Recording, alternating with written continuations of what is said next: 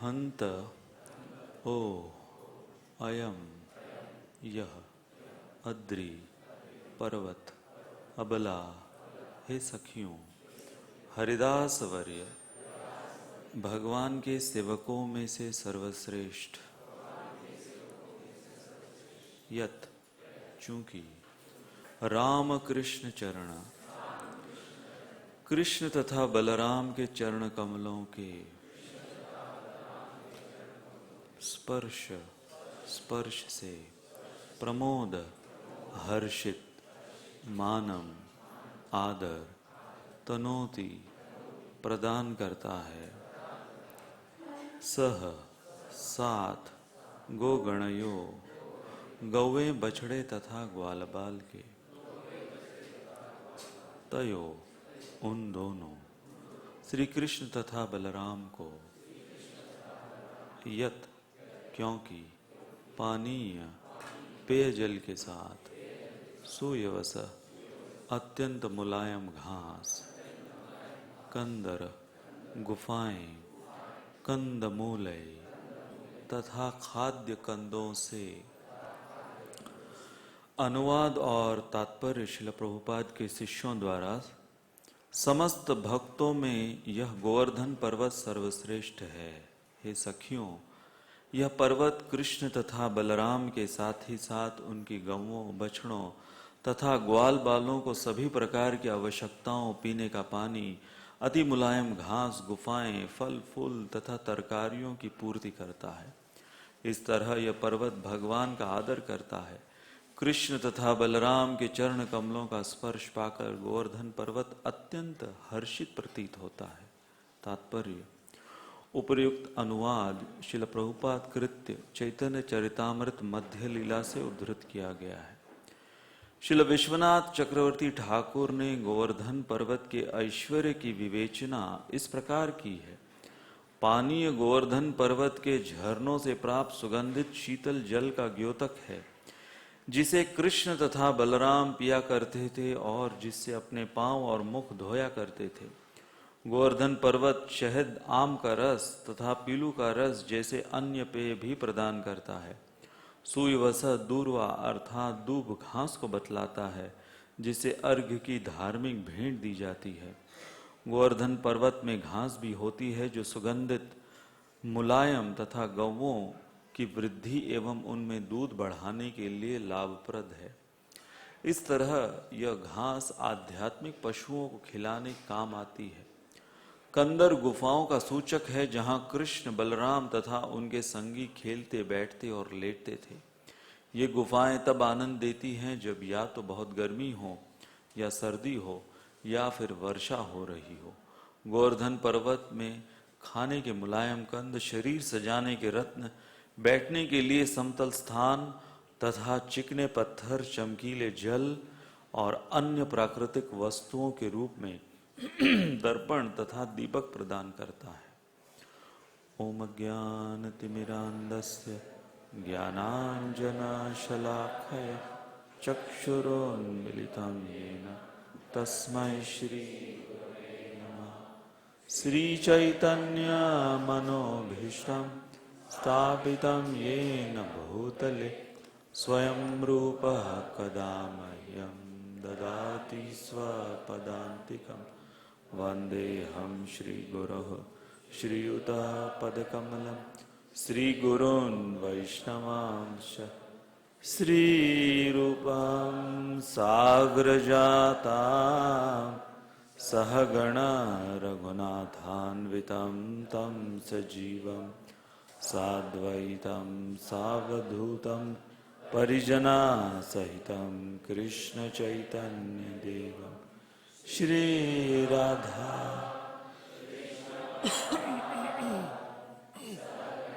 ललिता श्री विशाखान्वितांश। हे कृष्ण करुणा सिंधु दीनबंधुर्जगत्पते गोपेश गोपिका कांत राधाकांत नमोस्तुते। तप्त कांचन गौरांगी राधे वृंदावनेश्वरी वृषभानुसुते देवी प्रणमामि हरिप्रिये। वाञ्छाकल्पतरुभ्यश्च कृपा सिन्धुभ्य एव च पतितानां पावनेभ्यो वैष्णवेभ्यो नमो नमः। जय श्री कृष्ण चैतन्य प्रभु नित्यानंद श्री अद्वैत गदाधर श्रीवासदि गौर भक्तवृंद। हरे कृष्णा कृष्णा कृष्णा हरे हरे, हरे राम राम राम हरे हरे। हरे कृष्णा कृष्णा कृष्णा हरे हरे, हरे राम राम राम हरे हरे। हरे कृष्णा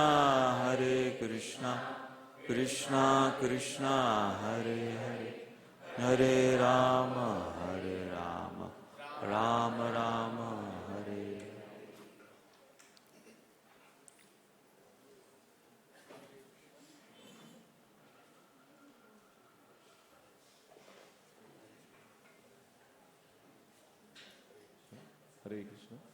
हरे कृष्णा। सभी भक्तों से निवेदन है कि वो अपना मोबाइल फ़ोन स्विच ऑफ या उसे साइलेंट मोड पर कर दें। साथ ही साथ माताओं से निवेदन है कि जो बच्चे यहाँ पर बैठे हैं उन्हें बाहर लेकर बैठें ताकि कथा में बाधा ना हो। हरे कृष्णा। हरे कृष्णा। सभी भक्तों का स्वागत है हमारे रविवार की श्रीमद् भागवतम क्लास में। भगवान ने गोवर्धन पूजा का उद्घाटन किया और इसके द्वारा गोवर्धन को पूजनीय बनाया और हमें ये सिखा रहे हैं कि भक्ति का एक उद्देश्य ये होना चाहिए कि कैसे हम भगवान के नज़रों में पूजनीय या आदरणीय बने। तो रामायण से हम भरत के चरित्र के विषय में सुन रहे हैं। इस 21वीं शिक्षा पर जब भरत अब अपने ननिहाल से अयोध्या लौटे हैं और अयोध्या में आशंका जो उनको थी कि कुछ विपत्ति के संकेत दिख रहे थे उन्हें, इसलिए अब वो महाराज दशरथ को उनके कक्ष में न पाते हुए कैकेयी के कक्ष की तरफ अग्रसर हो रहे हैं। और उस दौरान उस रास्ते में भरत के मन में जो विचार चल रहे हैं उनका मिश्रण, अलग अलग विचारों का उतार चढ़ाव तो बताया गया है। और इस दौरान वो अपनी तैयारी कर रहे हैं मानसिक रूप से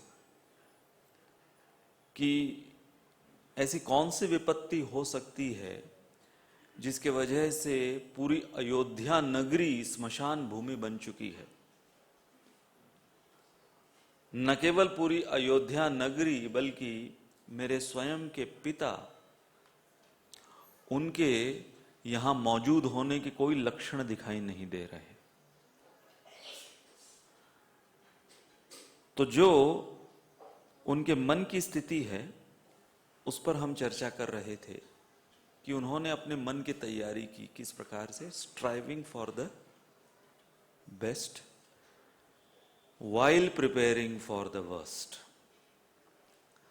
तो ये एक हमारी साधना भक्ति के लिए बहुत महत्वपूर्ण विचार है एक साधक के लिए, क्योंकि हमारी भी स्थिति कैसी है कि कितने जन्मों से राम को बहिष्कृत कर दिया है हमारे अंदर की कैकेयी ने,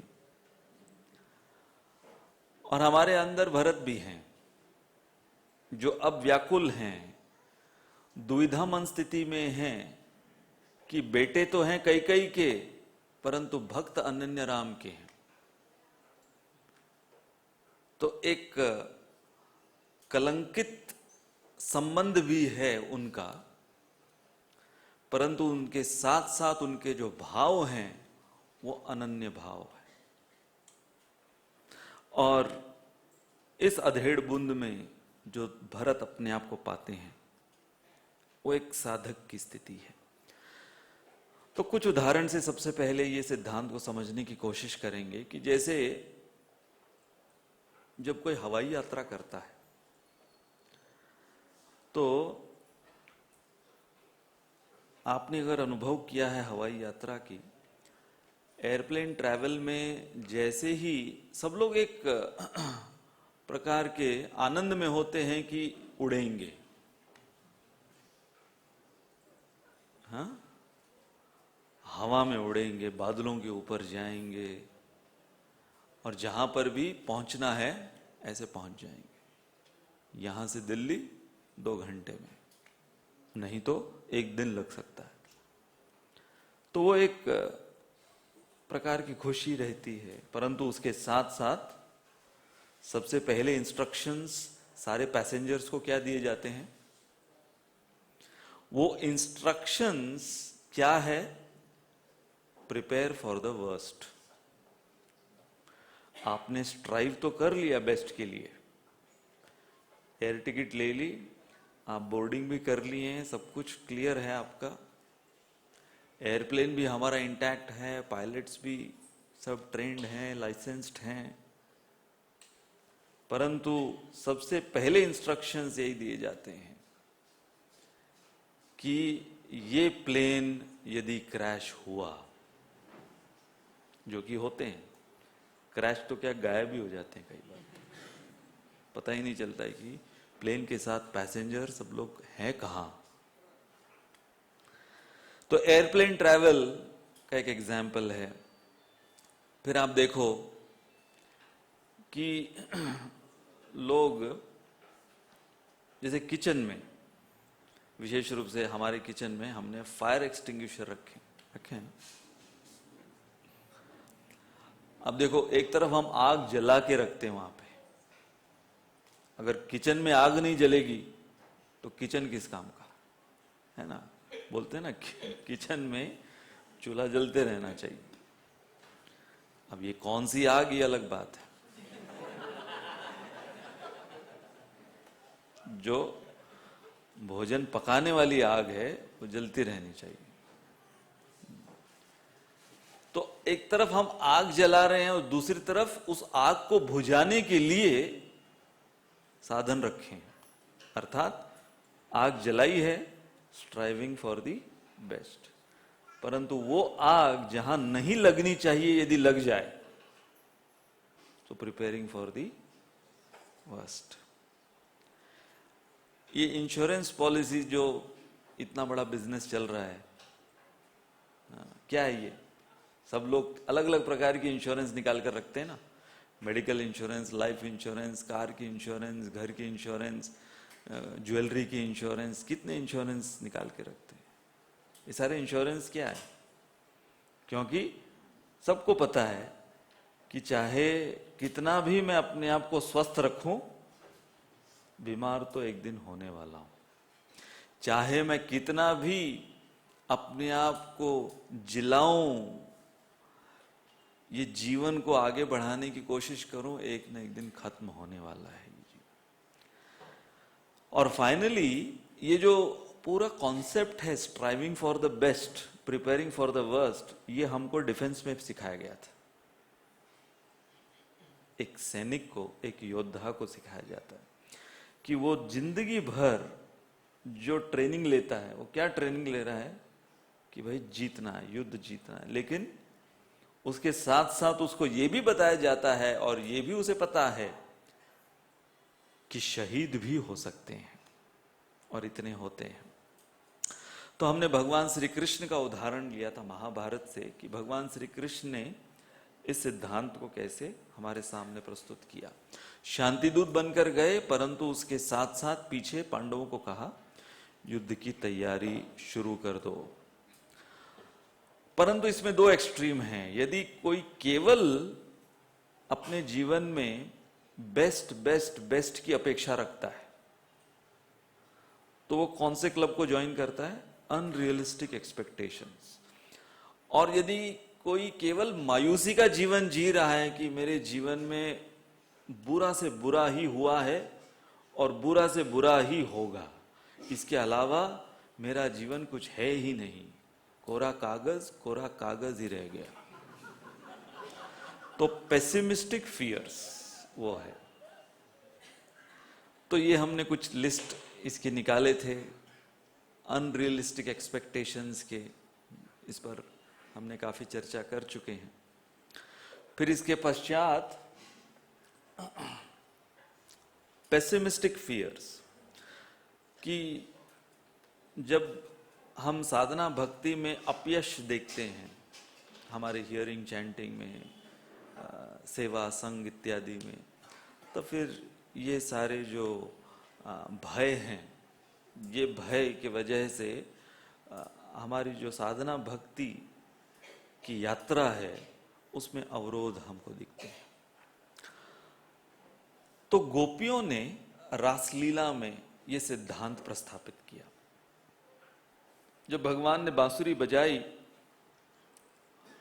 शरद पूर्णिमा की रात, और गोपियों ने ये सोचते हुए वो अपने घर से निकली हैं कि ये रात ऐसी अनोखी रात होगी जहां पर हमारा मिलन हमारे श्याम सुंदर से होगा। जैसे कि हम लोग साधना भक्ति में हमारी अपेक्षा क्या है कि वो कोई एक तो दिन होगा किसी जन्म में जब हमारा भी आमना सामना हमारे श्री राधा मदन गोपाल जी श्याम सुंदर के साथ होगा। तो मध्य रात्रि में गोपियां जो निकली इस अपेक्षा में, उसके साथ साथ डर क्या था? डर यही था कि हमारे परिवार वाले, हमारे पति और बाकी सगे संबंधी वो हमें परमानेंटली रिजेक्ट कर देंगे। जैसे ब्राह्मण पत्नियां जब सारा भोग लेकर कृष्ण बलराम को अर्पित करने गईं, तो उन्हें पता था, उनके पतियों ने उनको रोका भी, परंतु वो मानी नहीं। और जब कृष्ण बलराम, भगवान श्री कृष्ण ने उनको कहा कि अब तुम लोगों ने हमें संतुष्ट कर दिया है, अब लौट जाओ, तो उन्होंने कहा कि अब हमें स्वीकार कौन करेगा। तो भगवान ने आश्वासन दिया, परंतु वो किस तैयारी में आई थी? बस।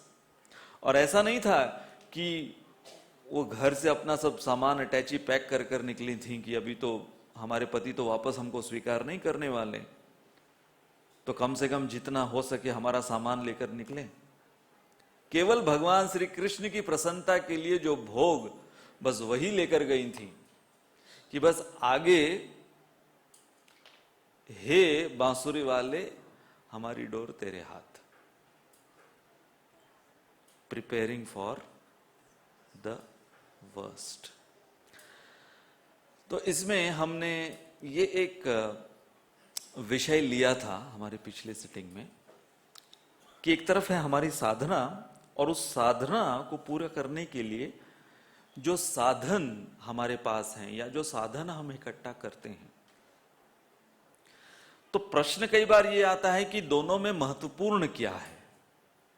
क्या साधन इकट्ठा करना साधना के लिए वो, या उसकी कोई परवाह न करना, केवल साधना पे गौर करना? तो ये महत्वपूर्ण जो प्रश्न चिन्ह एक साधक के जीवन में आता है साधन और साधना को लेकर, तो हमने इसके कुछ उदाहरण लिए थे। जैसे सुदामा, उनके पास क्या साधन थे, परंतु फिर भी बिना साधन के उन्होंने भगवान श्री कृष्ण को जब प्रसन्न किया अपनी साधना से, तो भगवान श्री कृष्ण ने उनको कितने साधन दिए बाद में, वो आलीशान महल और सब नौकर चाकर इत्यादि बहुत कुछ दिया। शबरी का उदाहरण, विदुरानी का उदाहरण, कुब्जा, गजेंद्र और हमारे शिल प्रभुपाद। अब देखिए, इस संसार में अक्सर जब ये देखने को मिलता है कि किसी व्यक्ति ने कुछ उपलब्धि हासिल करी, तो हां, जैसे कि शिल प्रभुपाद ने, शिल प्रभुपाद भौतिक रूप से बहुत सफल रहे, आध्यात्मिक रूप से तो थे ही, परंतु भौतिक रूप से भी, जैसे कई व्यापारी शिल प्रभुपाद से पूछते थे कि आप किस प्रकार का व्यापार किए हैं, कि 40 रुपए लेकर गए, वो भी एज इट इज थे आपके, और 40 करोड़ कर लिया आपने 13 साल में। तो वो व्यापार के दृष्टिकोण से देख रहे थे। तो शिल प्रभुपाद अगर व्यापार के दृष्टिकोण से भी देखा जाए, भौतिक दृष्टिकोण से भी देखा जाए, तो फिनोमिनल सक्सेस था प्रभुपाद का। परंतु प्रभुपाद लीलामृत, उस पुस्तक का साइज आप देखो, हमारे इस्कॉन की सबसे, एक पुस्तक में सबसे मोटी पुस्तक वही है। बाकी भागवत तो अलग अलग वॉल्यूम्स में है, परंतु श्रील प्रभुपाद को डेडिकेटेड जो प्रभुपाद लीलामृत क्लासिक बुक हमारी सबसे मोटी किताब है। इतने पन्ने, क्या है उसमें कि कैसे प्रभुपाद ने बिना साधन के साध्य को साध लिया।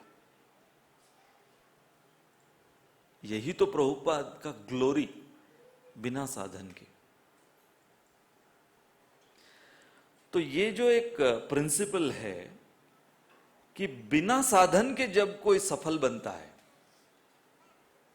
जैसे स्टोरीज कई बार व्हाट्सएप पे ऐसे वीडियोस आते हैं ना कि रैग्स टू रिचेस, कि जो अभी इतना ऐश्वर्यशाली है, जैसे कि सचिन तेंदुलकर मैट्रिक में फेल हुआ था, मुझे बताया गया, वो अमिताभ बच्चन रिजेक्ट हो गए थे पहले, बाद में इतने सफल हुए।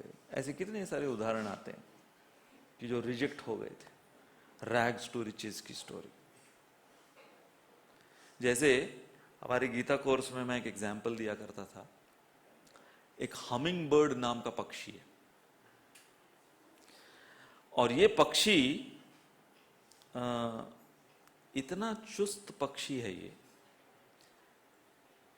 कि ये जो पंख फड़फड़ाता है 5 सेकंड में 75 बार इसके विंग फ्लैप्स करते हैं। विंग फ्लैपिंग 5 सेकंड में 75 बार। और एक बार जब ये उड़ान अपनी भरता है ये पक्षी, तो 1500 माइल नॉनस्टॉप उड़ सकता है। 1500 माइल नॉनस्टॉप। तो हमको लग रहा होगा कि तो इसमें क्या बड़ी बात है। बड़ी बात तो है फिर भी, लेकिन अभी जो आखिरी गुण इसका सुनोगे आप, तब समझ में आएगा कि ये जो हम चर्चा कर रहे हैं ना, कम से कम साधन में ज्यादा से ज्यादा उपलब्धि। इसका वेट 3 ग्राम्स है। 3 ग्राम का पक्षी है ये। तो सोचो कि फ्यूल कितना कम ये यूटिलाइज करता है, लेकिन आउटपुट कितना है। इनपुट कितना कम है, आउटपुट कितना है। तो साधना भक्ति में ये जो प्रिंसिपल हम बोल रहे हैं, मिनिमम इनपुट मैक्सिमम आउटपुट। जैसे मुझे याद है हमारे दिल्ली के यूनिट में एक बंदा था, आपने वो सरकारी कुर्सियां देखी होंगी, वो प्लास्टिक के रिबन को लोग पिरो के बनाते हैं, तो सब सरकारी दफ्तरों में वो कुर्सियां। तो एक बंदा वो वहां पर दिन रात सुबह से लेके उसकी जो 8 घंटे की ड्यूटी वही थी कि वो कुर्सियां बनाता था।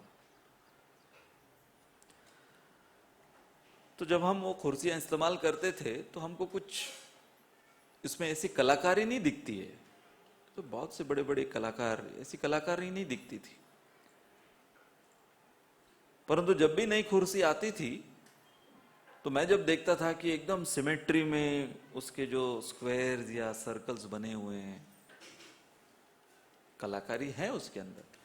लेकिन जब मुझे पता चला कि ये बनाता कौन है हमारे यूनिट में, तो जैसे बोलते हैं ना, वाओ, वो पैदाइशी अंधा व्यक्ति,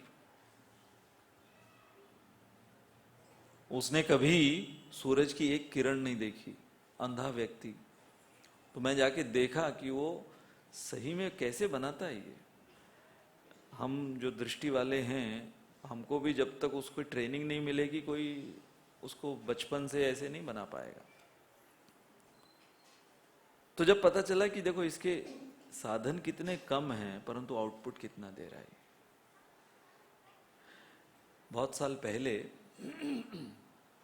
एक वृंदावन यात्रा में राधानाथ महाराज हमको एक नई जगह पर लेकर गए, सूर्य कुंड।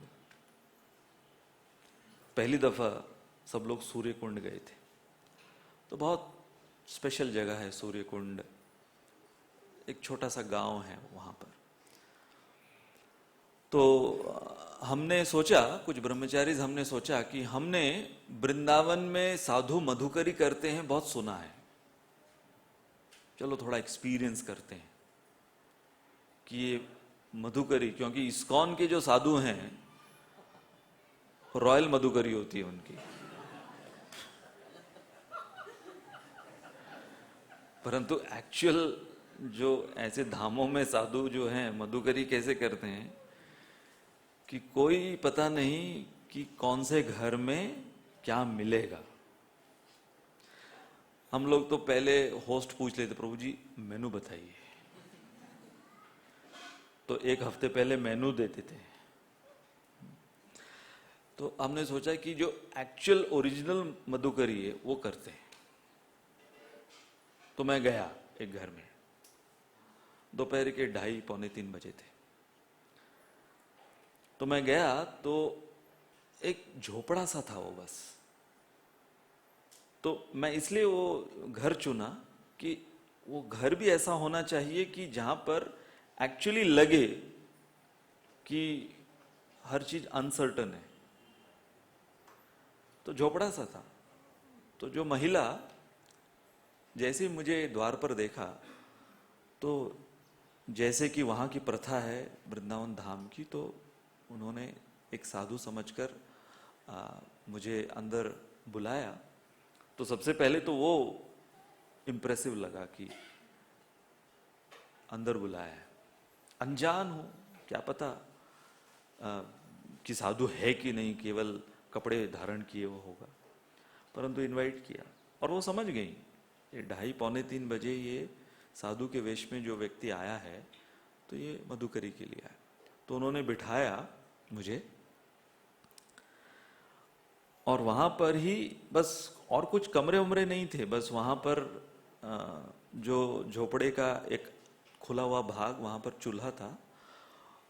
और चूल्हे को देखकर समझ गया था कि इन परिवार का भोजन हो चुका है। परंतु चूल्हा थोड़ा सा जला हुआ था। तो ये माताजी ने 10 मिनट में एक फुल मील, फुल होलसम मील बनाया 10 मिनट में।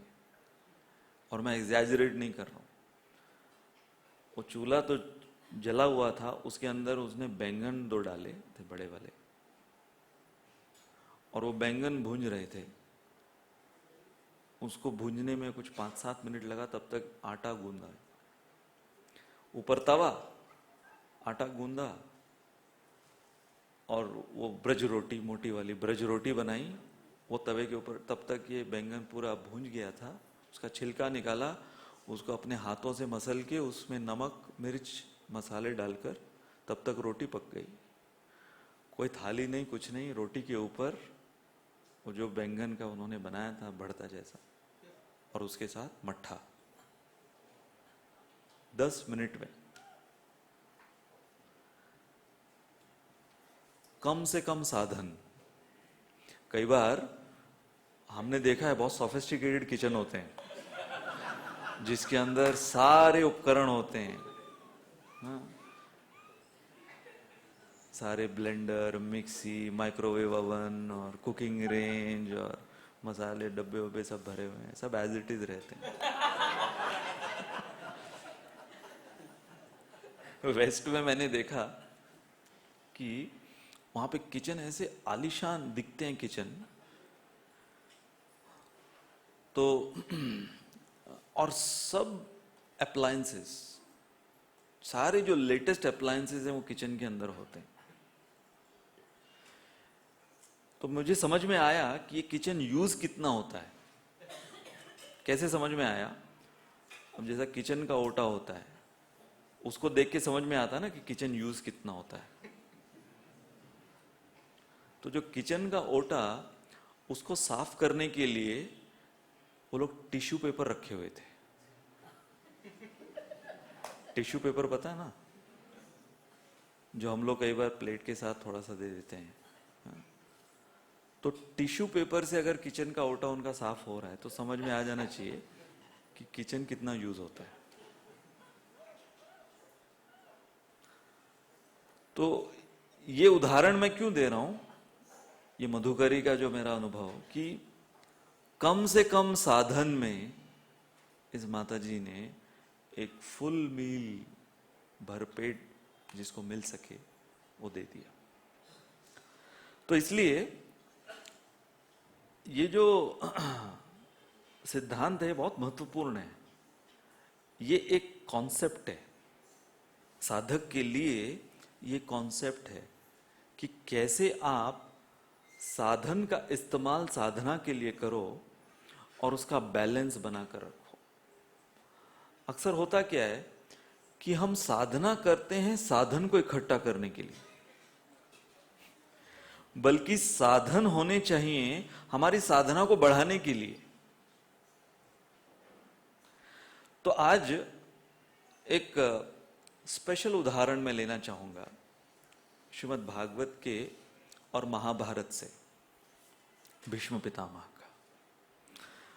अब देखिए, ये जो प्रसंग है, भीष्म पितामह बाणों की शैया पर, इस दृश्य को कल्पना कीजिए आप कि भीष्म पितामह, ये 10वां दिन है महाभारत के युद्ध का, 10वां दिन, जब भीष्म पितामह बाणों की शैया पर लेटाए गए। और किसने लिटाया? अर्जुन ने, जो कि भीष्म पितामह के सबसे प्रिय पोते अर्जुन। तो यहां पर आप देखो कि जो जो लोग मौजूद हैं यहां पर इस चित्र में, एक तो भगवान कृष्ण जो मारने के लिए उठे थे भीष्म पितामह को, रथ का पहिया उठाया। क्यों? क्योंकि भीष्म पितामह अर्जुन को मार रहे थे और प्रण ले लिया था कि आज मैं अर्जुन को मार कर रहूंगा। तो सोचो, ये सीन से पहले नाइन्थ डे क्या हुआ था कि अभी जो प्रेम से बैठकर एक दूसरे को इतना आदर दे रहे हैं, एक दिन पहले एक दूसरे को मारने पर उतारू थे और प्रण ले लिया। भीष्म पितामह ने प्रण ले लिया, अर्जुन ने फिर प्रण लिया भगवान को रोकते हुए कि आप मत, आपका प्रण तोड़ो, मैं मारूंगा इनको। तो सोचो, ये 3 कैरेक्टर्स, भीष्म पितामह, अर्जुन और भगवान श्री कृष्ण, क्या मेंटल टर्मोइल चल रहा था 9th डे पर। और हैं कौन भीष्म पितामह? भगवान के अनन्य भक्त अर्जुन, वो भी भीष्म पितामह महाजन। और अभी यहां पर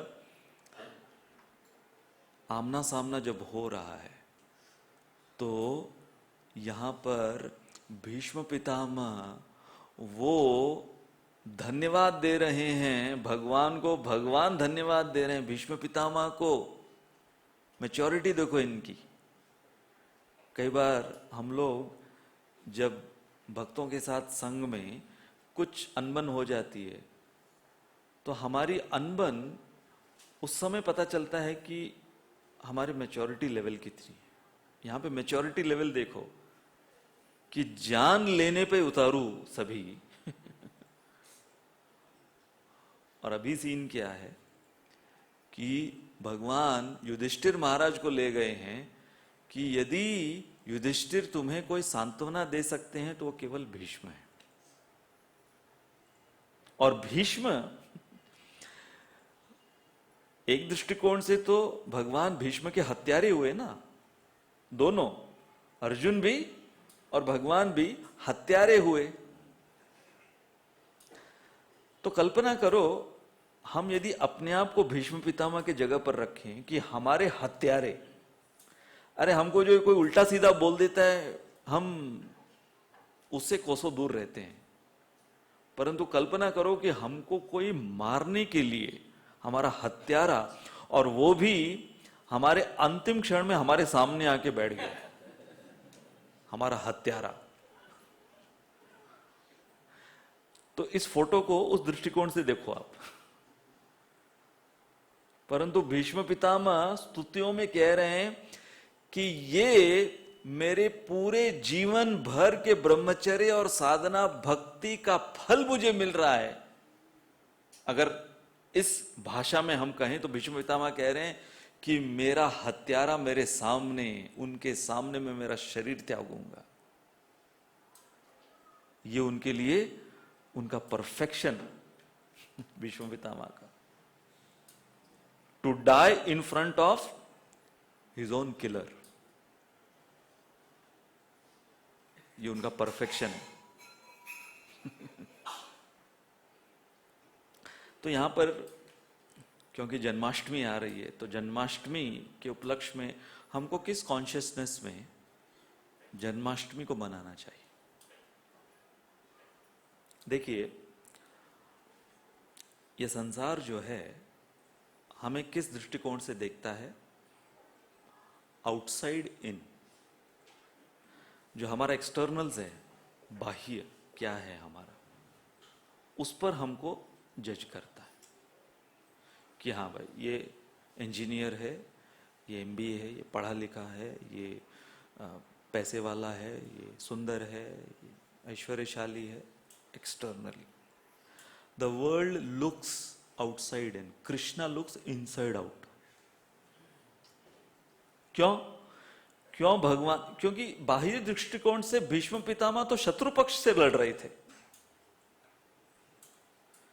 तो बाह्य दृष्टिकोण से क्या दिख रहा है कि शत्रु हुए ना, वो तो अर्जुन के, पांडवों के, भगवान के शत्रु हुए और उकसाया।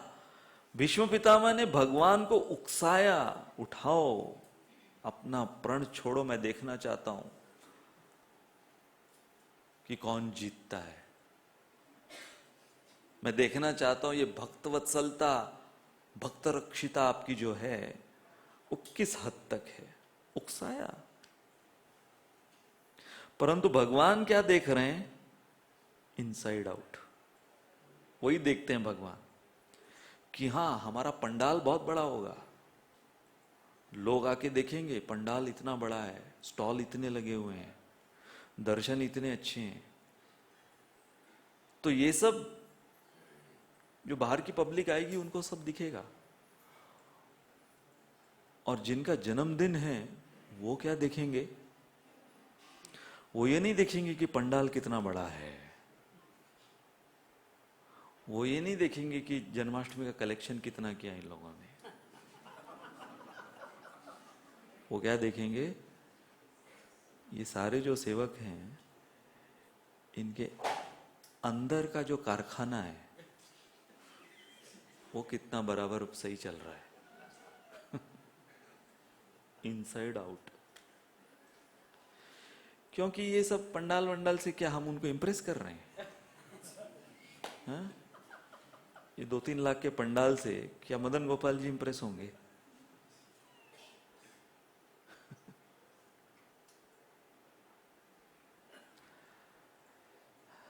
मतलब एक्सटर्नली कौन सी चीज उनको इंप्रेस कर सकेगी? कोई है जो इनके पास नहीं है? यदि कोई प्रवक्ता है, बोला मैं जन्माष्टमी का ऐसा लेक्चर दूंगा कि यादगार रहेगा, अरे जो ओरिजिनल लेक्चरर हैं उनके सामने कौन से प्रवक्ता इस संसार के टिक पाएंगे? कोई बोलेगा मैं कीर्तन करूंगा, पूरे दिन भर जन्माष्टमी का कीर्तन करूंगा। तो चैतन्य महाप्रभु उसमें भी बीट कर दिए हमको। 72 घंटे नॉनस्टॉप कीर्तन, वो भी डांसिंग के साथ। हाँ, वो भी डांसिंग के साथ। तो हम लोग क्या भगवान को किस चीज से इंप्रेस करेंगे कि चलो मेरा जन्माष्टमी का ये डोनेशन, भगवान खुश होंगे, इंप्रेस होंगे?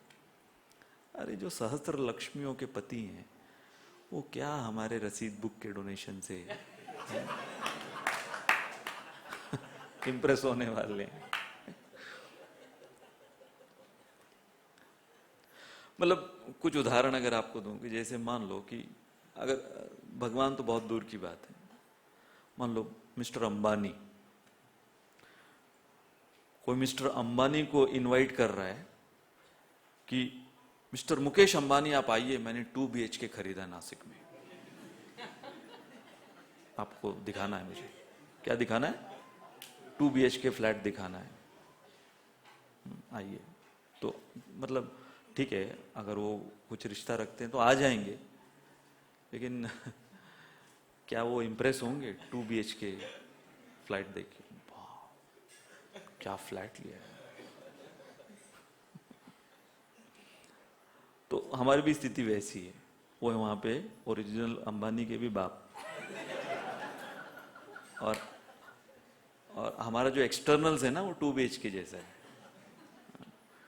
कईयों का 2 BHK होगा, कईयों का 3 BHK होगा, विथ जो भी वो पेंट हाउस के साथ। कईयों का 1 HK होगा, कईयों का झोपड़ी होगी, जो भी होगी। या फिर एक और उदाहरण कि कोई हरिदास ठाकुर, कौन, नामाचार्य हरिदास ठाकुर को इंप्रेस करने के लिए कहता मैंने 16 माला की आज। हाँ? उनका स्टैंडर्ड क्या है डेली का? 192 राउंड्स। तो उनके सामने हमारा लड़खड़ाता 16 माला, क्या वो इंप्रेस होंगे उससे? या फिर रघुनाथ दास गोस्वामी, रघुनाथ दास गोस्वामी वो हर दूसरे तीसरे दिन थोड़ी सी छाछ पीते थे, वो भी कुछ ड्रॉप्स ऐसे थोड़े से द्रोण में लिए हुए। ऐसे नहीं कि वो मटका भर भर के छाछ पीते थे, उसके अंदर ना वो अदरक मिर्ची और उसका तड़का, कड़ी पत्ते का तड़का डाल के, वो ऐसी छाछ नहीं, इतनी सी छाछ पीछे थे। तो रघुनाथ दास गोस्वामी का जो ऑस्टेरिटी का स्टैंडर्ड है, अगर उनके सामने कोई, मैं आज निर्जल कर रहा हूं गोस्वामी जी, मैं आज निर्जल कर रहा हूं, तो क्या उसमें इंप्रेस होने वाले हो? या कोई कुकिंग कर रहा है तो मदन गोपाल जी को आज मैंने देसी गाय के घी के लड्डू बनाए, अब उनको राधा रानी खिलाती हैं, और वृंदावन की गाय, गोलोक वृंदावन की गाय, उसका घी और उसके लड्डू, तो जो हमारे लड्डू होंगे या जो भी कुछ हम करेंगे एक्सटर्नली, उसके अंदर क्या दम है? जैसे मैं जब बंबई में एक बैंड्रा में प्रोग्राम करता था, तो एक बार एक फैमिली ने मुझे बोला कि प्रभु जी हम स्पेशल भोग जगन्नाथ जी को ऑफर कर रहे हैं, जगन्नाथ जी हम लेकर आए पुरी से, तो आप आएंगे? मैंने कहा मतलब प्रोग्राम क्या है? कहा कि नहीं नहीं, हम वो पूरा जगन्नाथ जी के सामने सारे भोग ऐसे जैसे आप लोग सजाते हो इस्कॉन के अंदर, वैसे सजा के फिर सब डिवोटीज को बुलाना चाहते हैं, जो भी कीर्तन लेक्चर। मैंने कहा ठीक है। तो मैं गया, तो रिलेटिवली नई फैमिली थी ये। मैंने देखा बड़ा 2-3 टेबल रखे हुए हैं लिविंग रूम, बड़ा लिविंग रूम उनका, और 108 ऑफरिंग्स घर के अंदर जगन्नाथ जी को 108 ऑफरिंग्स। तो मैं इंप्रेस हो गया। मैंने कहा कि ये सारे ऑफरिंग्स आपने एक दिन में बनाए? बोले नहीं नहीं, ये तो सब घसीटाराम हलवाई से लाया है। सब एग्जॉटिक मिठाइयाँ, फिर वो फरसान आइटम, ये वो। तो मैंने कहा आपने कुछ बनाया? नहीं नहीं, हम थोड़ी को आता है बनाने को। तो मैंने देखा कि बैंड्रा में, पाली हिल में रहने वाले, पाली हिल जहां पे सब सेलिब्रिटीज रहते हैं, तो एक्सटर्नली दिख रहा है 108 ऑफरिंग्स हैं, लेकिन फाइनली पता चला है कहां से? वो सब मार्केट से लाए हुए।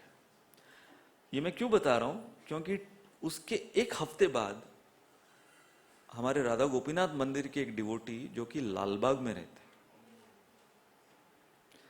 उन्होंने अपने घर पर मुझे बुलाया, और वो एक चौल में रहते हैं। और मुझे अभी भी याद है, एक कमरा, बस एक कमरा, उसके उस कमरे के एक सेक्शन में वो बर्तन घिसने का, जो भी एक सेक्शन में कुकिंग, और एक सेक्शन में वो लोग जो भी सोने के लिए, और बाकी सारे सामान उनके घर के सब कुछ। और वो कमरा भी कितना बड़ा, मेरे ख्याल से कितना है आप, 10 बाय 10 का कमरा। क्या नाम है उनका? श्रीखर प्रभु। लेकिन जगन्नाथ जी का जो साइज डीटीज के, मतलब वो 10 बाय 10 में जगन्नाथ जी इतने बड़े, इतने बड़े, यहां से जगन्नाथ जी इतने बड़े, उनके वो रथ यात्रा भी होती है। और स्टैंडर्ड वहां पर उतने से के अंदर उन्होंने स्टैंडर्ड, इतने हाई स्टैंडर्ड्स बनाए हुए थे कि उन्होंने 56 भोग के लिए बुलाया था, और वो भी एकादशी के दिन। 56 ऑफरिंग्स एकादशी के दिन, और वो सारे 56 उन्होंने घर पे बनाए थे। और वो जो उनका क्लीनिंग एरिया है, उसमें जगन्नाथ जी के लिए सारे क्लीनिंग अलग होता है, उनका अलग होता है। और जब भी उनका वो 56 भोग होता है, पूरा चौल वहां का सब लोग, लाइन लगती है, सबको लोग डिस्ट्रीब्यूट करते हैं। तो कम से कम साधन में ज्यादा से ज्यादा साधना। तो अब भीष्म पितामह का ये जो उदाहरण है, अब इसमें आपको हम 9th डे पर ले चलते हैं। तो ये जो फेमस पास टाइम हुआ 9वें दिन, तो 9वें दिन भीष्म पितामह, देखो ये बहुत सुंदर बताया गया है कि तब तक भीष्म पितामह वो दुर्योधन के लिए लड़ रहे थे, दुर्योधन के पक्ष में थे, दुर्योधन के लिए लड़ रहे थे। परंतु ये 9th डे वो भगवान श्री कृष्ण के लिए लड़े। कैसे? कि उन्होंने ये प्रण लिया कि आज मैं अर्जुन के साथ ऐसा युद्ध लड़ूंगा, अर्जुन को मारने के लिए नहीं, परंतु मैं ये देखना चाहता हूं कि ये जो सारथी बने हैं अर्जुन के, ये अर्जुन की कैसी रक्षा कितनी करेंगे।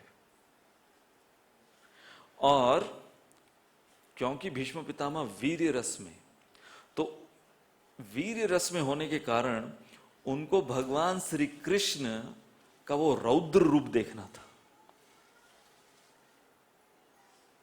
जैसे हम लोग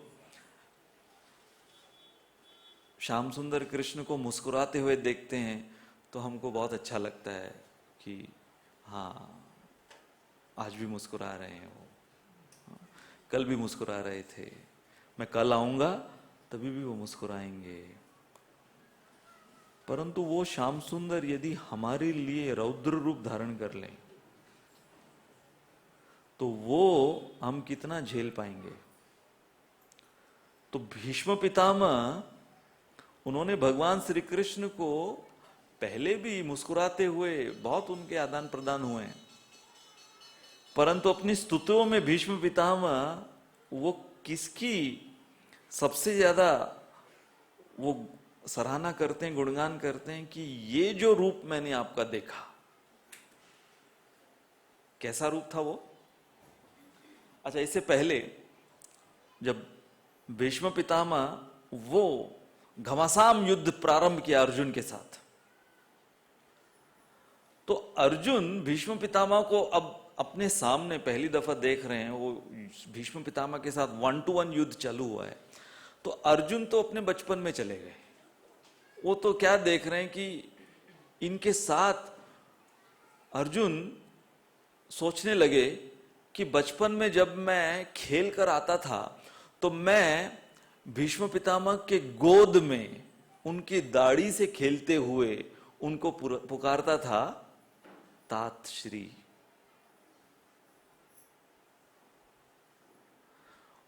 अर्थात दादाजी में उनको पुकारता था। तब वो मुझको मुस्कुरा के बोलते थे अर्जुन, मैं पिता बुलाता था, सॉरी, तो वो बोलते थे कि मैं तुम्हारा पिता नहीं, तुम्हारे पिता का पिता हूं। तो अर्जुन क्यों भीष्म पितामह को पिता बुलाते थे? क्योंकि पिता से ज्यादा स्नेह अर्जुन को भीष्म से मिला था, इसलिए वो उनको पिता बुलाते थे। तो अब सामने भीष्म पितामह एक के बाद एक बाण छोड़ रहे हैं और अर्जुन वो अपना बचपन याद कर रहे हैं। तो अर्जुन सोचिए कि इस विचार में अपने पितामह को ऐसे प्रेम से याद करते हुए क्या अर्जुन युद्ध कर सकते थे? नहीं। और महाभारत में बताया गया है कि भीष्म पितामह ने अर्जुन को तो घायल करना शुरू किया, उसके साथ साथ भगवान को भी घायल करने लगे। हो कई बाण भगवान को भी लगे।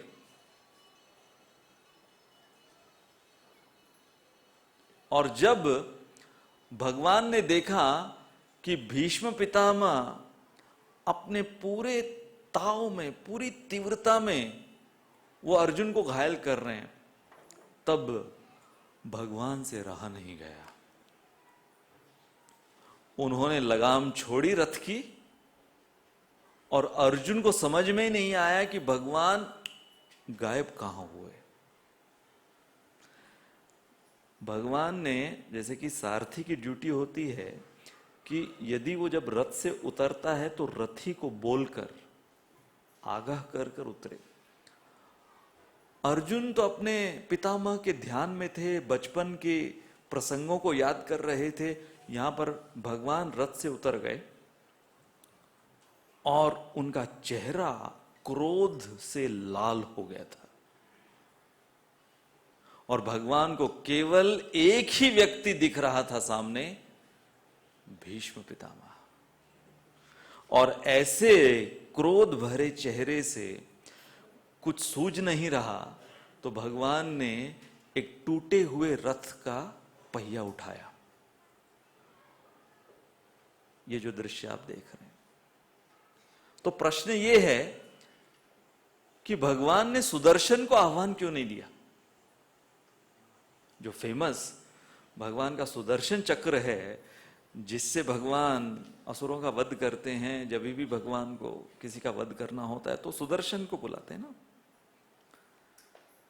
तो ये इतना बड़ा चक्र, यहां पर भगवान को एक और नया नाम मिला, रथांग पाणी।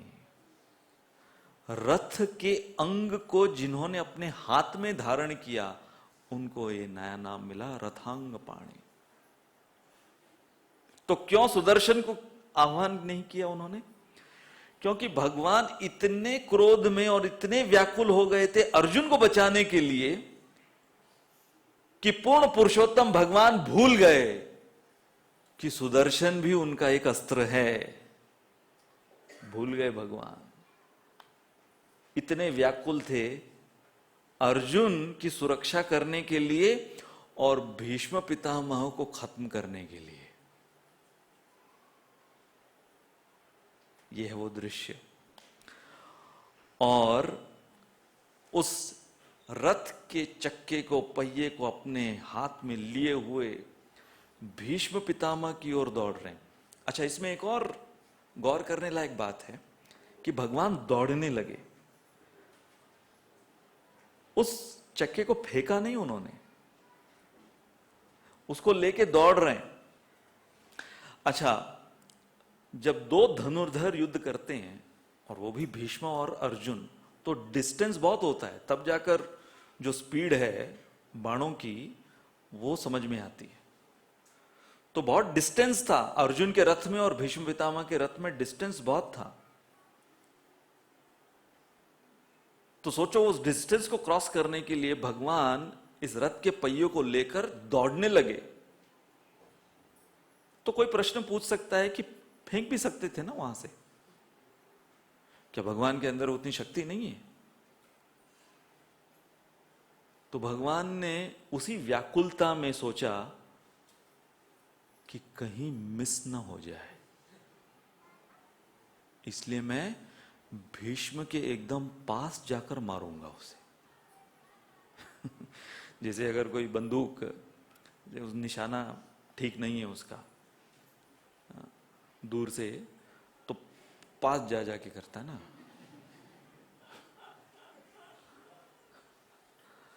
तो भगवान देखो इतने अस्त व्यस्त हो गए, डिसोरिएंटेड। परंतु ये डिसोरिएंटेशन क्या था? हम लोग कौन से मुद्दे पर हैं? साधना और साधन। कि भगवान की साधना क्या है? अभी तक तो हम हमारी साधना की बात कर रहे हैं। भगवान की साधना क्या है? भक्त वत्सलता। तो भगवान ने देखा जो भी साधन मिल जाए मुझे। कौन सा साधन? टूटे हुए किसी के रथ का पहिया, चाहे वो साधन मिल जाए, मुझे मेरी साधना पूरी करनी है। और कौन सी साधना है? अर्जुन की रक्षा, वो उनकी साधना है। इसलिए सुदर्शन चक्र को भी बुलाना भूल गए और यहां से फेंक सकते थे।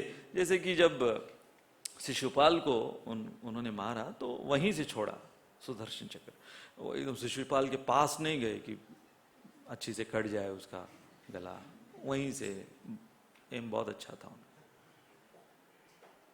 लेकिन यहां पर दौड़े जा रहे। और अर्जुन ने जब देखा कि भगवान यकायक गायब हो गए, तो अर्जुन कूदे और अर्जुन भगवान के पीछे भाग रहे हैं। भगवान को अर्जुन क्यों रोक रहे हैं? देखो, यहां पर इमोशंस का आदान प्रदान देखो आप, बहुत ही इमोशनल पिक्चर है ये। आपको लग रहा होगा कि ये बहुत हीरोइक पिक्चर है, परंतु ये हीरोइक नहीं, बहुत इमोशनल पिक्चर है। भीष्म पितामह ने भगवान के इमोशंस को जगाया अपने इमोशंस को सैटिस्फाई करने के लिए, क्योंकि उनके इमोशन क्या है? वीर्य रस में देखना है। तो यहां पे क्या क्या भगवान की छवि देख रहे हैं भीष्म पितामह? जो घोड़ों के खुर से जो धूली उड़ी हुई है वो भगवान के चेहरे पर है, और भीष्म पितामह के बाणों से भगवान जो थोड़े घायल हुए हैं, रक्त बह रहा है। तो धूल है चेहरे पर रणभूमि की, रक्त बह रहा है और भगवान पसीना पसीना। अब सोचो, जनरली कोई किसी को सुंदर रूप में कब देखना चाहेगा? कि नहाया धोया है, पाउडर लगाया है, क्रीम लगाया है, हाँ? बाल संवारे हुए। परंतु भीष्म पितामह भगवान को कैसी सुंदरता देखना चाहते थे? अच्छी से ड्रेसिंग की हुई नहीं, धूल, रणभूमि की धूल लगी हुई है, पसीना गिर रहा है, खून की बूंदें। ये एक्सटैटिक दर्शन था भीष्म पितामह के लिए। तो सोचो कि वो क्षत्रिय के उनका वीर्य रस कितना स्ट्रांग पावरफुल था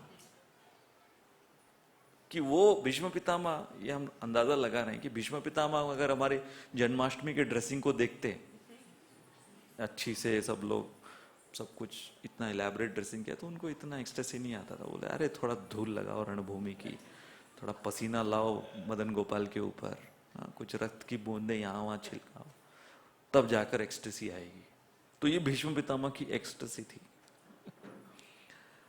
तो यहां पर जब अर्जुन ने देखा कि भगवान दौड़ रहे हैं रथ के पहिए को लेते हुए, तो अर्जुन भागे पीछे। और अर्जुन भगवान को क्यों रोक रहे हैं कि आपकी इमेज खराब नहीं होनी चाहिए। अरे जो प्रण आपने लिया है कि आप शस्त्र नहीं उठाओगे, तो भगवान भाग रहे हैं अर्जुन की सुरक्षा के लिए, अर्जुन भगवान को पकड़ रहे हैं भगवान की सुरक्षा के लिए। इसे कहते हैं शुद्ध भक्ति। और भगवान इतने स्पीड में भाग रहे थे कि अर्जुन, यहां पर आप जो देख रहे हो कि अर्जुन ने जिस पोजीशन में भगवान को रोकने का प्रयास किया, रोक नहीं पा रहे थे अर्जुन। अर्जुन घसीटे जा रहे थे और भगवान को यह भी भान नहीं था कि अर्जुन भगवान को पकड़ लिए हैं और भगवान अर्जुन को घसीट रहे हैं। भगवान इतने एब्जॉर्ब्ड थे कि उनके सामने केवल भीष्म वही दिख रहे थे और कोई नहीं दिख रहा था उनको। तो जब अर्जुन ने देखा कि मैं जो इतना शक्तिशाली एक क्षत्रिय हूं, कुंती पुत्र, महाबाहो, मैं रोक नहीं पा रहा कृष्ण को, ऐसी कैसी शक्ति इनके अंदर है कि मैं रोक नहीं पा रहा। उस समय अर्जुन ने क्या किया? अर्जुन ने अपना दाहिना पैर रणभूमि में धसाया और इतनी जोर से अर्जुन ने अपना दाहिना पैर रणभूमि में धसाया कि पूरी रणभूमि में जैसे कि भूकंप आया।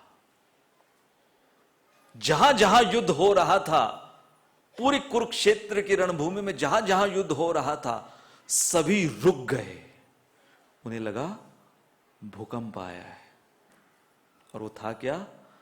अर्जुन ने अपना दाहिना पैर रणभूमि के अंदर धसा दिया। क्यों? ताकि कृष्ण को वो आगे न जाने दे सके। और तब कृष्ण रुक गए और उन्होंने देखा कि मैं रुक कैसे गया। तब उन्हें समझ में आया कि अर्जुन उन्हें रोक रहे हैं। और अर्जुन रोते हुए फिर भगवान से कहते हैं कि मेरे लिए आपको ये सब करने की जरूरत नहीं है। यदि आपको ये लग रहा है कि मैं भीष्म पितामह उन्हें नहीं मार रहा प्रेम और स्नेह के कारण, अब आप लौटिए रथ पर और मुझे देखिए कि वो अर्जुन जिसने पूरे जीवन भर ये धनुर्विद्या सीखी, मेरा जो कौशल इस धनुर्विद्या का, उसकी जो पराकाष्ठा है वो मैं आज दिखाऊंगा आपको।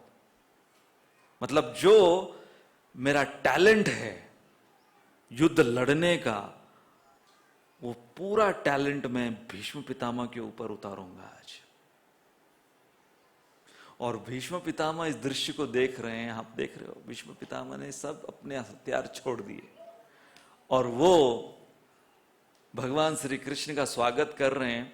और उनके मुस्कान में एक सरकाज़म है, व्यंग है। और क्या व्यंग है? हार गए आप, मैंने आपका जो प्रण है वो तोड़वा दिया। परंतु भगवान को उसकी कोई परवाह नहीं। और भगवान के चेहरे के ऊपर जो गंभीरता थी, जो तीव्रता थी, जो क्रोध था, जो रौद्र था, भगवान के चेहरे का एक्सप्रेशन ये था कि मैं हारा नहीं, मैं मेरे उस प्रण में जीता हूं जो मैंने भगवत गीता में अर्जुन को दिया था, कौन्तेय प्रतिजानी ही न मे भक्त प्रणश्यति। मैं उसमें जीता हूं। और भगवान केवल उस रथ के पहिए को लेकर दौड़ नहीं रहे थे, भगवान भीष्म पितामह को बहुत कटु शब्द भी बोल रहे थे। भगवान ने कहा भीष्म पितामह को कि एक राजा जब वो पथभ्रष्ट होता है और वो अधर्म के पथ पर चलता है, तो उस राजा को ठीक करने की जिम्मेदारी उसके मंत्री की होनी चाहिए। और भीष्म, तुम वो मंत्री थे धृतराष्ट्र के लिए, तुमने वो नहीं किया, तो आज ये लो, मैं तुम्हें खत्म करूंगा तुम्हारे उस दुर्लक्ष व्यवहार के लिए। और भीष्म पितामह, उन्होंने जैसे अपने दोनों हाथ पीछे कर दिए, अपने सारे अस्त्र शस्त्र छोड़ दिए, और भीष्म पितामह मुस्कुराते हुए भगवान से कहते हैं, जब भगवान के शब्द सुने भीष्म पितामह ने, तो भीष्म पितामह मुस्कुराते हुए कहते हैं कि यदि मैं गैर जिम्मेदार मंत्री रहा और मेरे गैर जिम्मेदार होने के वजह से आज आपका ये इतना सुंदर दर्शन मुझे प्राप्त हो रहा है, तो मुझे उसका कोई रंज नहीं। आइए आप खत्म कीजिए मुझे, आपके हाथों खत्म होऊंगा, उससे ज्यादा सौभाग्य क्या मिलेगा मुझे। So this picture is a very emotional picture. इसलिए अगली बार जब भी हम इस चित्र को देखें, तो इसके अंदर जो ऐसी भावनाएं उमड़ उमड़ के आ रही हैं, भीष्म पितामह, भगवान श्री कृष्ण और अर्जुन तीनों की, कि कौन किसके प्रेम में किससे जीत रहा है, इसमें कोई निष्कर्ष पर नहीं आ पाया है। इस लीला में कोई निष्कर्ष पर नहीं आ पाया है कि कौन किसके अगेंस्ट, किसके प्रेम में जीता है।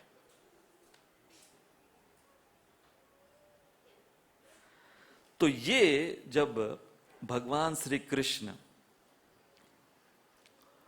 भीष्म पितामह के सामने ये बताए कि मैं अपने भक्त की रक्षा करने के लिए जो भी साधन उपलब्ध होगा मैं उठाऊंगा और मेरे भक्त की रक्षा करूंगा, तो भगवान से हमको क्या सीखना है कि उसी प्रकार से जो भी साधन हमारे पास अवेलेबल हो उसे हम इकट्ठा करें हमारी साधना की सुरक्षा करने के लिए। तो इसी संदर्भ में एक और उदाहरण, अर्जुन की पत्नी द्रौपदी, ये भी जो प्रसिद्ध स्टोरी है अक्षय पात्र की, कि जब वो लोग अज्ञातवास में थे और ये अक्षय पात्र द्रौपदी को जो प्राप्त हुआ था, और इस अक्षय पात्र की खूबी क्या थी कि चाहे लाखों की संख्या में, सैकड़ों की संख्या में, करोड़ों की संख्या में कोई आकर खाने के लिए आ जाए, इस अक्षय पात्र से उनको सर्विंग मिल जाएगा। कब तक? जब तक कि उस दिन द्रौपदी ने उसमें से खाया नहीं। द्रौपदी का हो गया, उसके बाद उस दिन के लिए अक्षय पात्र इनवैलिड हो जाता है। तो हम स्टोरी जानते हैं कि दुर्योधन ने दुर्वासा मुनि को भेजा और अकेले नहीं, उनके 60,000 शिष्यों के साथ भेजा। और वो दुर्योधन जानता था कि इनका लंच टाइम कब होता है, ये भी जानता था कि द्रौपदी अपना लंच कब लेती है। पूरा टाइमिंग के साथ उसने दुर्वासा मुनि को भेजा, और वो भी कोई ऐसे सादे सुदे साधु को नहीं भेजा। दुर्वासा मुनि जो छोटी छोटी बात पर आग बबूला हो जाते हैं, उनको भेजा, और वो भी 60,000 शिष्यों के साथ। तो हम लोग सब लीला जानते हैं कि द्रौपदी ने खा लिया था। अब प्रश्न ये है कि द्रौपदी जैसी एक परफेक्ट बीवी, पत्नी, स्त्री, द्रौपदी ने वो पात्र साफ क्यों नहीं किया था? लीला में क्या है, भगवान ने क्या कहा द्रौपदी को तुम्हारा पात्र, अक्षय पात्र लेकर आओ। तो भगवान जानते थे उसके अंदर वो शाक अटका हुआ है। लेकिन प्रश्न ये है कि द्रौपदी जैसी एकदम सिस्टमैटिक स्त्री, उसने वो पात्र खाने के बाद साफ क्यों नहीं किया?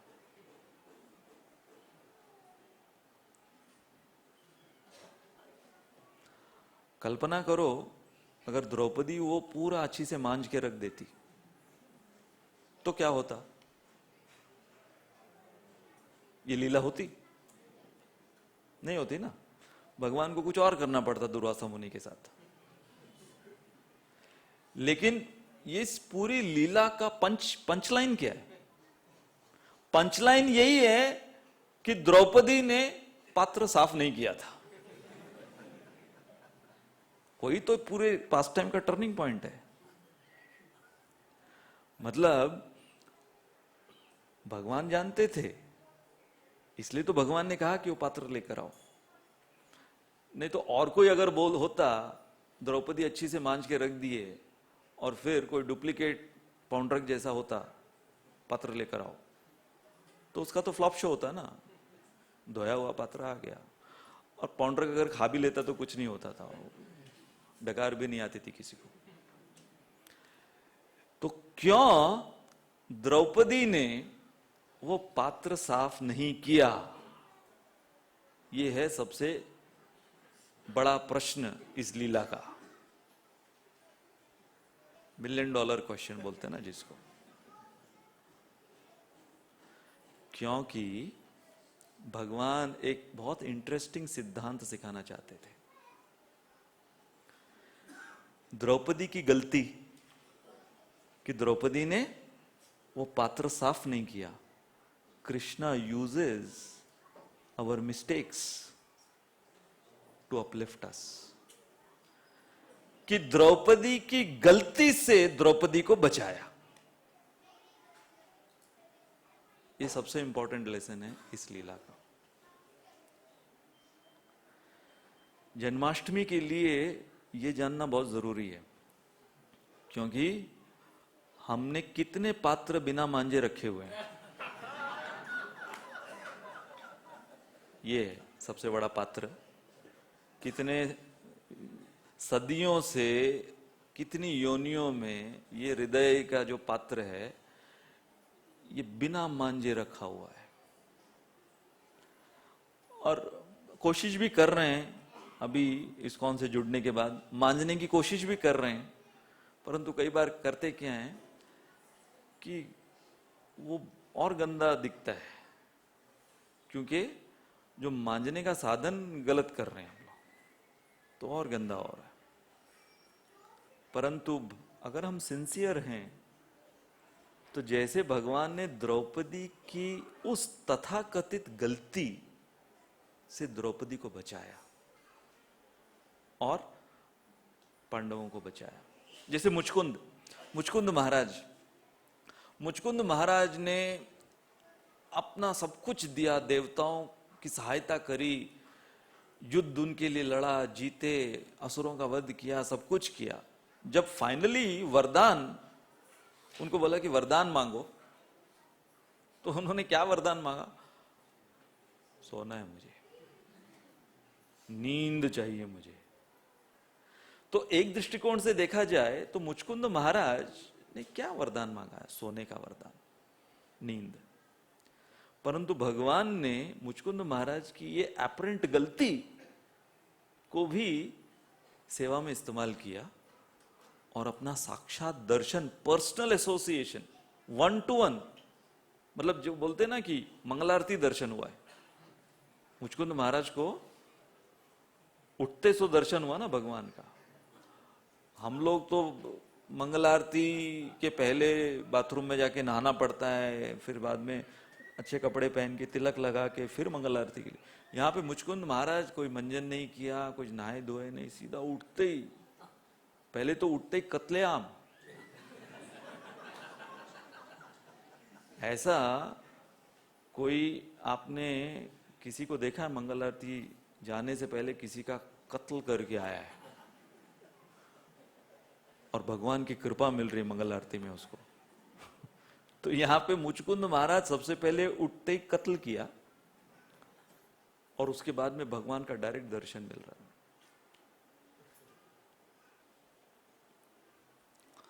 तो ये बहुत इंपॉर्टेंट है कि हाँ, हमारे अंदर खामियां होंगी। Krishna is not expecting us to be perfect, he wants us to be perfectly sincere. This is the secret. Don't try to be perfect, but try to be perfectly sincere. London में एक दिसंबर के बुक डिस्ट्रीब्यूशन मैराथन में ये बहुत interesting incident हुआ कि ये book distributor, ये इनको एक मतलब ये नए नए ज्वाइन किए थे, तो इनको बहुत इच्छा थी कि मुझे भी बुक डिस्ट्रीब्यूशन करना है, दिसंबर का महीना है, मैं भी बुक डिस्ट्रीब्यूशन करना चाहता हूँ भगवत गीता। लेकिन इनकी प्रॉब्लम क्या थी कि ये हकलाते थे। अब सोचो कि वहां पर 1 to 1 करते हैं वो लोग बुक डिस्ट्रीब्यूशन की, सड़क पर जाकर आपको लोगों को रोक रोक के भगवत गीता दिखानी है, बुक्स दिखानी है, उनको बताना भी है उसके बारे में। तो इनकी प्रॉब्लम, और ये बहुत ज्यादा हकलाते थे। तो सबको लगा कि अरे भाई आप बैकअप कर लो, मंदिर में रह के, हाँ, किचन में सेवा कर लो, ये आपसे नहीं होगा। बोले मेरे को ट्राई तो करने दो। तो हुआ क्या कि रोज इनका स्कोर सबसे ऊपर होता था। Every day he was a topper. तो सब लोग आश्चर्यचकित हो गए कि ये नया नया डिवोटी एक तो, और इसको इतनी सीरियस प्रॉब्लम है हकलाने की, ये इतनी बुक्स कैसे बेच रहा है। तो फिर एक ने सोचा कि मैं जाके चेक करता हूं कि क्या नुस्खा इसका है। तो ये क्या करते थे, किसी को भी रोकते थे, अब इनको जो प्रॉब्लम है वो तो है, तो उसको बोलते थे बा, बा, बा, बा, भाई साहब ये भगवत गीता है, मैं आपको पढ़ के सुनाऊं। तो ये लाइन बोलने में उनको 3 मिनट लगती थी। मैं पढ़ के सुनाऊं। तो बोलता नहीं भैया दे दे।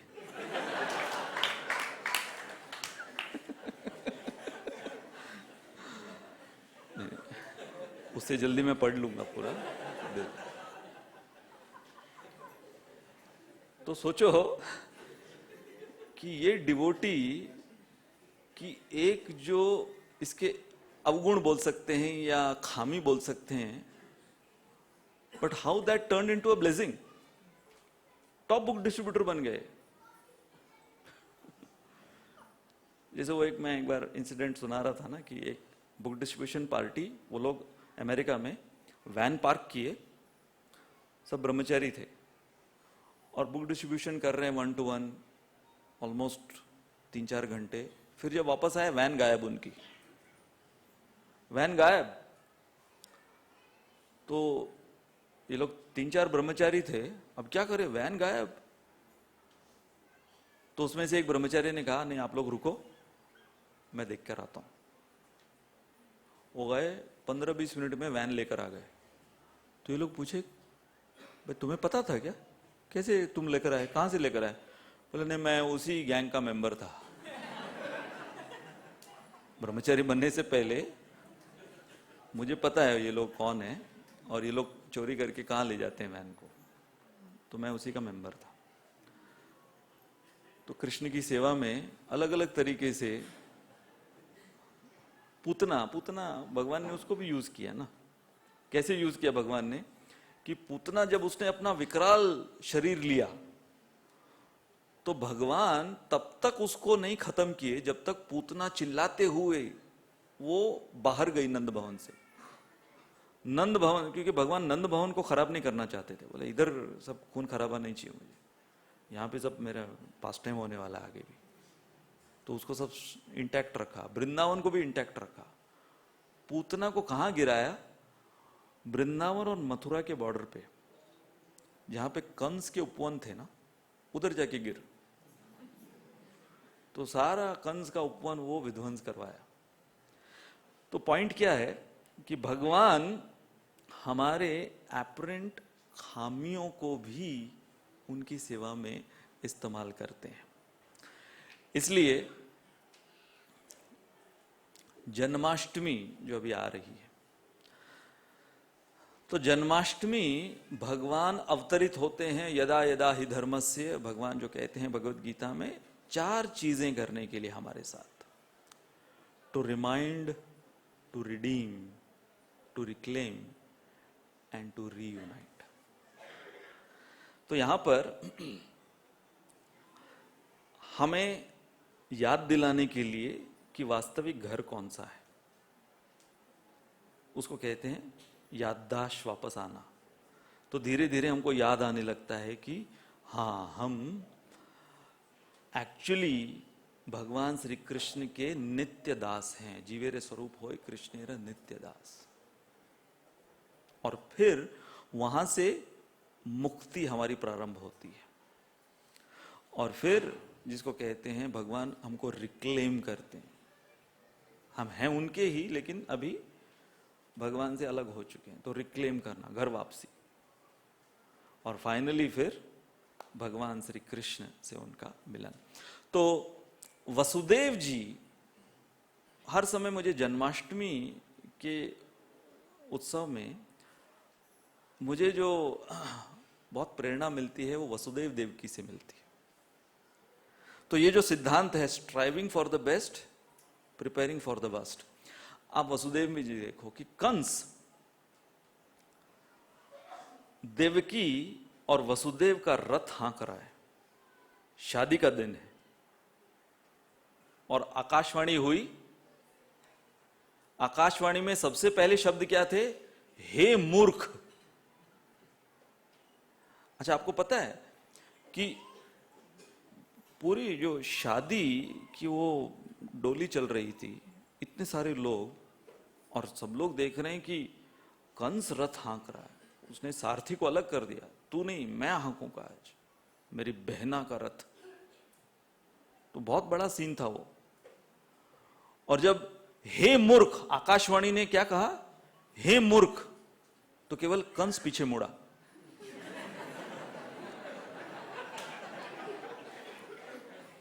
बाकी कोई पीछे नहीं मुड़ा। तो समझ जाना चाहिए कि जिसके लिए आकाशवाणी थी वही पीछे मुड़ा। और जैसे हम जानते हैं आकाशवाणी उसने सुनी, तलवार निकाल ली। तो देखो, एक तो स्त्री के ऊपर प्रहार करने के लिए तलवार निकाल ली उसने, और वो स्त्री कौन थी? उसकी बहन, और वो भी उसके शादी वाले दिन। तो ट्रिपल अपराध ये कंस कर रहा था। परंतु वसुदेव जी ने उस समय क्या है, वसुदेव जी उनके पास कुछ अस्त्र शस्त्र नहीं थे, और भी करते क्या कंस के सामने। तो उन्होंने जो कंस, वो जो डिस्कशन है वसुदेव जी का और कंस का, साम दाम दंड भेद सब कुछ इस्तेमाल किया। स्ट्राइविंग फॉर द बेस्ट मतलब प्रोटेक्टिंग कृष्णा। अभी तक भगवान, अभी शादी हुई है, भगवान का तो कोई अता पता नहीं है, लेकिन I have to protect Krishna. But I can't believe Kansa. Kans वो ऐसा व्यक्ति है, उसके ऊपर विश्वास नहीं रखा जा सकता। इसलिए प्रिपेयरिंग फॉर द वर्स्ट। तो ये प्रश्न मेरे को एक बार पूछा था, कई ऐसे जो आईआईटी इंजीनियरिंग के दिमाग होते हैं, तो उसने पूछा, प्रभु जी ये कंस को इतना दिमाग नहीं था, उसने एक ही जेल में वसुदेव और देवकी को क्यों बंद किया? अलग अलग जेल में बंद करता तो 8वां क्या, एक भी पुत्र नहीं होता था। तो सबसे पहले मैंने कहा वो आईआईटी का नहीं था वो, या तुमसे कंसल्टेशन नहीं ली थी। लेकिन हाँ, ये वैलिड क्वेश्चन है।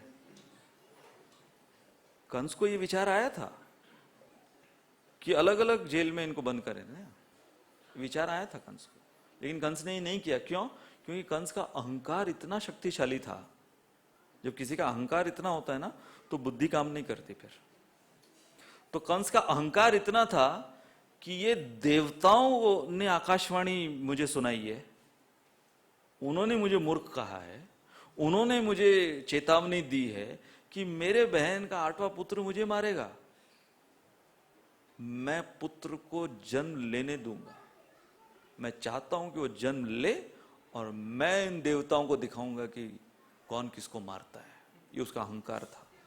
तो अहंकार की वजह से उसने सेपरेट सेल्स में नहीं रखा था।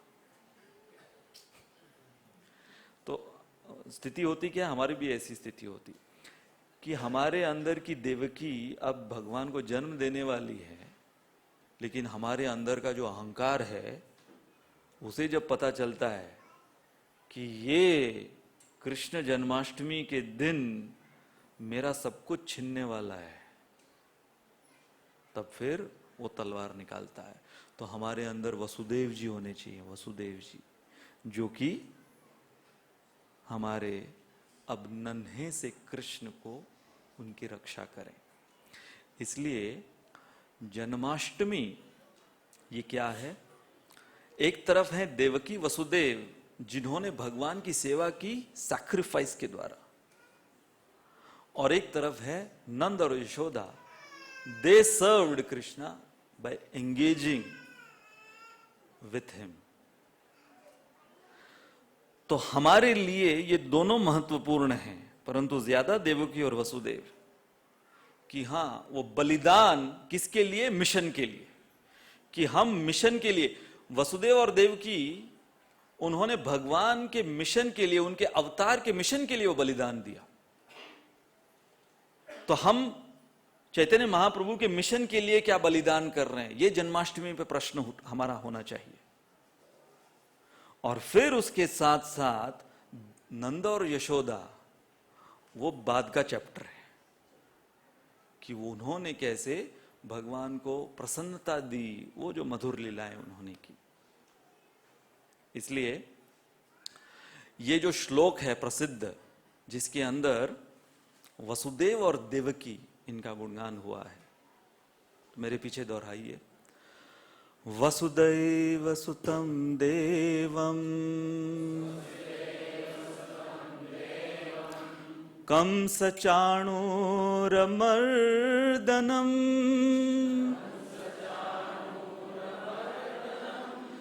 देवकी परमानंदम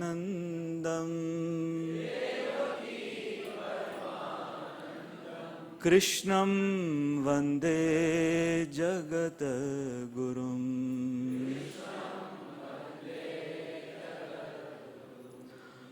आरती कुंज बिहारी की गिरधर कृष्ण मुरारी की।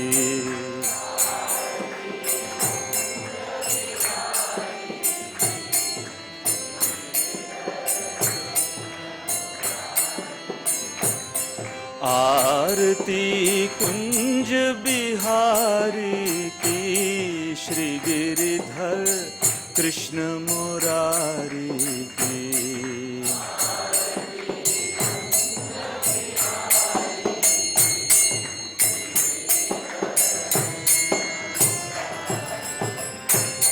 गले में बैजंती माला माला,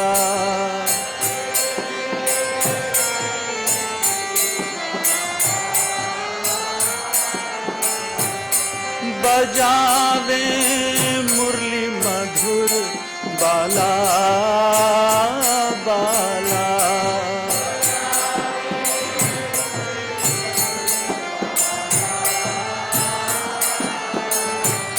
श्रवण में कुंडल झलकाला झलकाला।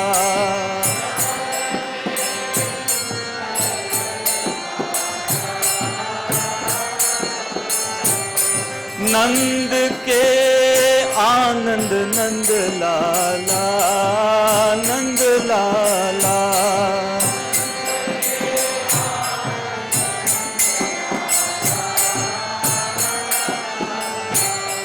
नंद के नंद मोहन ब्रिज चंद हरि सुख कंद राधिका रमण बिहारी की, श्री गिरिधर कृष्ण मुरारी की,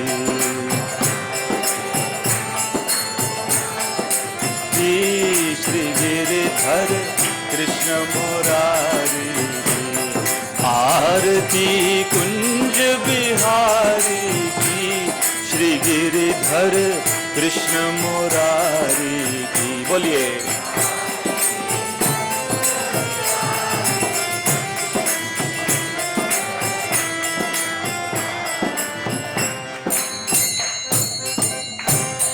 गगन सम अंग कांति काली काली,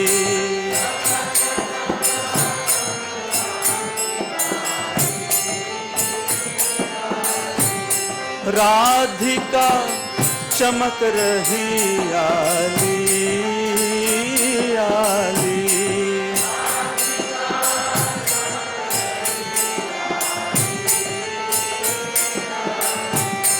लतन में ठाड़े बनमाली बनमाली,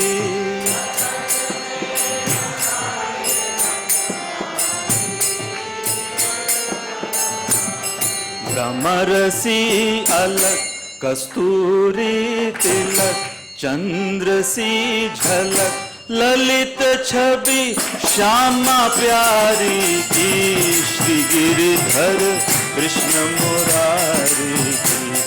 आरती कुंज बिहारी की, श्री गिरिधर कृष्ण मुरारी की।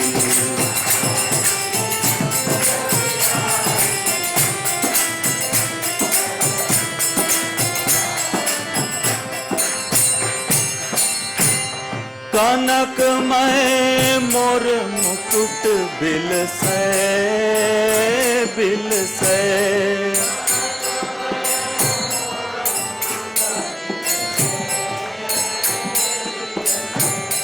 देवता दर्शन को तरसै तरसै,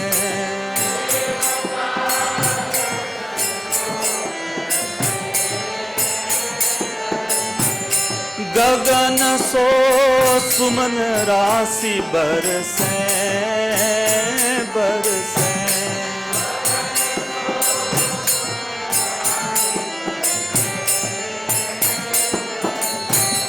भजे मूरचंग मधुर मृदंग, ग्वालिन के संग अतुल रति गोप कुमारी की, श्री गिरिधर कृष्ण मुरारी की। आरती कुंज बिहारी की, श्री गिरिधर कृष्ण मुरारी की।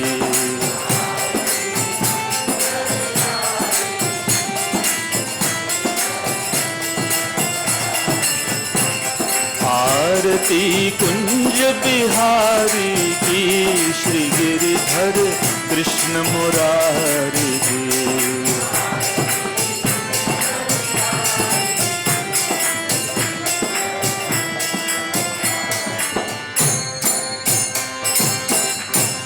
जहाँ ते प्रकट भई गंगा गंगा,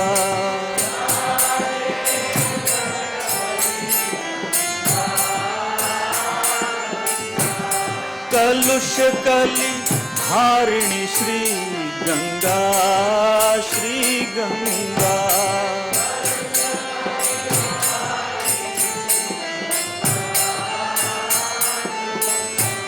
स्मरण ते होत मोह भंगा भंगा,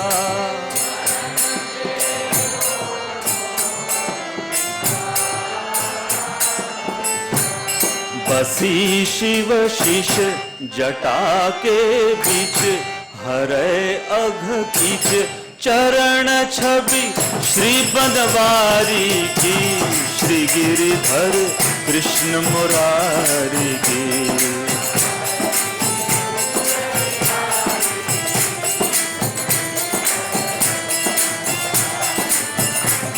आरती कुंज बिहारी की, श्री गिरिधर कृष्ण मुरारी की।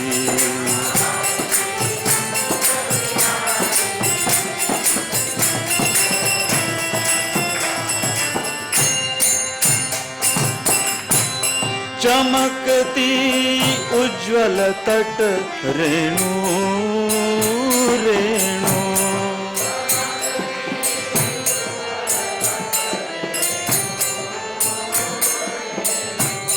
बज रही वृंदावन बेनु बेनु।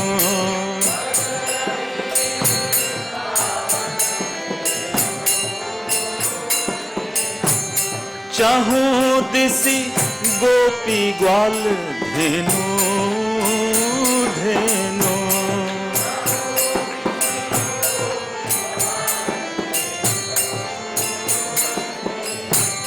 हसत मृदु मंद चांदनी चंद, कटत भव फंद टेर सुन दीन भिखारी की, श्री गिरिधर कृष्ण मुरारी की।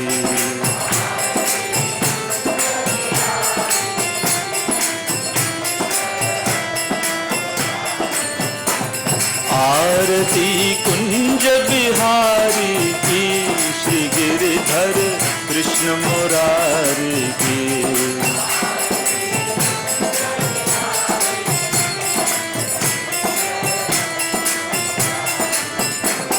आरती कुंज बिहारी की, श्री गिरिधर कृष्ण मुरारी की।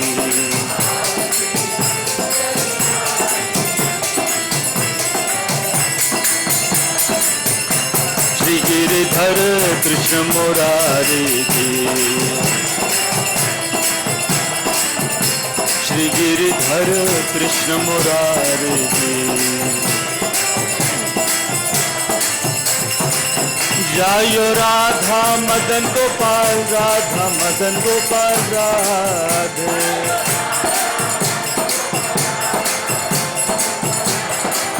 जायो राधा मदन गोपाल, राधा मदन गोपाल राधे।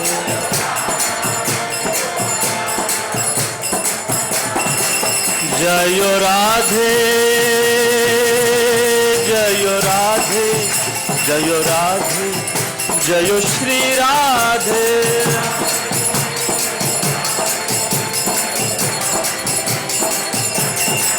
जयो गौरनिताय गौरनिताय गौरनिताय, जय गौरनिताय।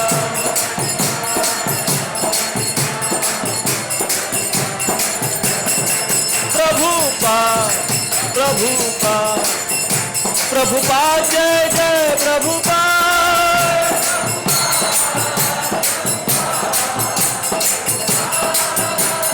गीताय गौर हरि बोल हरि बोल हरि बोल हरि बोल।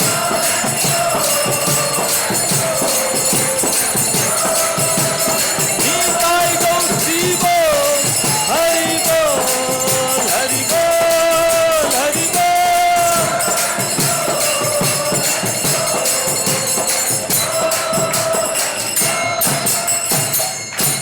श्री हरिनाम संकीर्तन की, श्री श्री राधा मदन गोपाल ललिता विशाखा देवी की, श्री श्री निताय गौर सुंदर की, श्री कृष्ण जन्माष्टमी महामहोत्सव की, शिल प्रभुपाद की, अनंत कोटि वैष्णव वृंद की, ग्रंथराज श्रीमद् भागवतम की, निताय गौर प्रेमानंदी।